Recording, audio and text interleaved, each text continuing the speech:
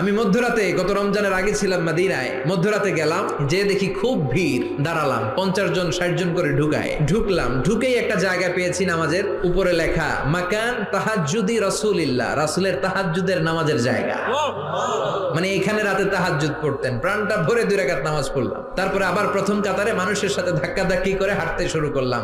1 সেকেন্ডের জন্য জায়গাটারে খালি পাবেন না। হাজার হাজার মানুষ, হাজার হাজার মহিলা, হাজার হাজার নারী পুরুষ সালাম দেয়। হাঁটতে লাগলাম, হাঁটতে হাঁটতে ডান দিকে কিবলা, বাম দিকে রাউদাতুম মিন রিয়াদিল জান্নাহ। তারপরে একটা ছোট্ট ঘর, ওই ঘরে বিশ্বনবীর হাতের বাম দিকে ঈসা আলাইহিস সালাম দুনিয়াতে এসে ঘুমাবেন।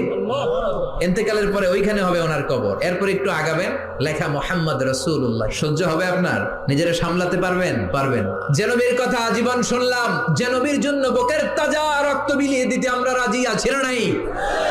ওই বিশ্ব নবী নাকি এইখানে ঘুমিয়ে আছে। এই